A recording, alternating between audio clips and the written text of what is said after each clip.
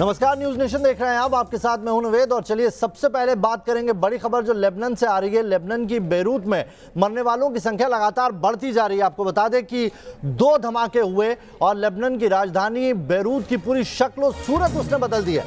2 धमाकों में अब तक 78 लोगों की जान जाने की खबर आई है। लेकिन आपको ये भी बता दें कि मरने वालों की संख्या 100 से ज्यादा हो सकती है, जो अलग अलग एजेंसी से जानकारी निकल के आ रही है। धमाके में 3,000 से ज्यादा लोग ऐसे हैं जो जख्मी हैं। अभी भी कई बिल्डिंग्स हैं जिनके मलबे में लोगों के फंसे होने की जानकारी मिल रही है, जिन्हें निकालकर रेस्क्यू किया जा रहा है। तो बड़ी खबर आपको बता रहे हैं, घायलों को इलाज दिया जा रहा है। 2 धमाकों में अब तक 100 से ज्यादा लोगों के मरने की आशंका जताई जा रही है। 78 का आंकड़ा अभी तक सामने आया है, लेकिन इन 2 धमाकों ने पूरे लेबनान की राजधानी बेरूत की तस्वीर ही बदल कर रख दी। तो आइए आपको दिखाते हैं किस तरीके से ये पूरा वाकया घटा है, क्या हुआ बेरूत के अंदर उन 15 मिनटों में। देखिए रिपोर्ट।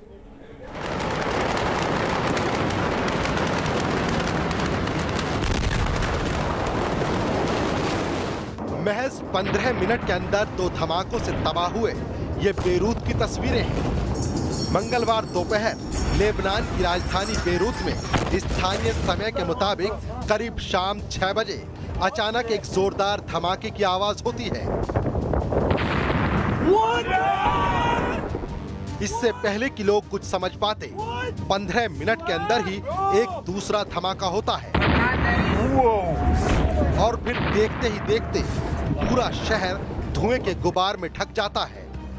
धमाके के बाद आसमान में मशरूम के आकार का उठता ये बादल पहले सफेद दिखता है, फिर अचानक नारंगी रंग का हो जाता है। लेकिन 2 धमाकों के बाद बेरूत की तस्वीर हमेशा के लिए बदल जाती है। सड़क पर लाशें बिछ जाती हैं, इंसानी शरीर के हिस्से चारों तरफ बिखर जाते हैं। कोई चीखता नजर आता है, कोई अपनों को तलाशता दिखता है। सड़क पर खड़ी बड़ी बड़ी कारें मलबे की शक्ल अख्तियार कर लेती हैं। इमारतें मलबे का ढेर बन जाती हैं। चारों तरफ हाहाकार और कोहराम मच जाता है। أنا ما بعرف شو اللي صار، أنا كنت عم بتصيد، سمعت في حريقة ولعة، دورت بدي فل على بيتي وسمعت شيء فقع، وصار اللي صار، وصلت وما عاد تعرفت شيء، هاي الأول بعد. I heard a first explosion, something that shook the house, and then a second huge explosion, and I was worried about my kids and my wife.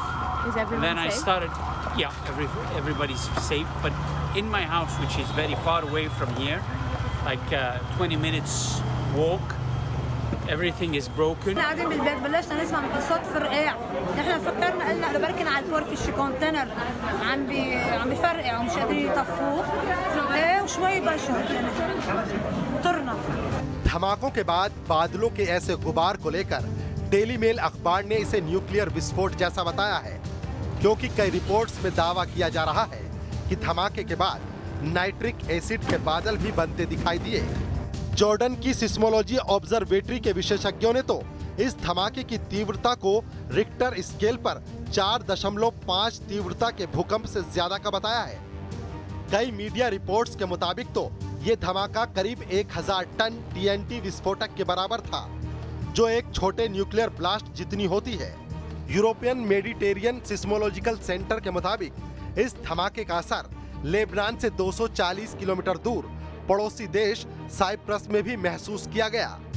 दरअसल ये विस्फोट एक क्रम में शुरू हुआ, जिसे लेकर पहले तो लोगों को यही लगा कि बेरूत पोर्ट के पटाखा गोदाम में आग लगी है, लेकिन इसके बाद अचानक तेज धमाका हुआ और उसने पूरे शहर को अपनी चपेट में ले लिया।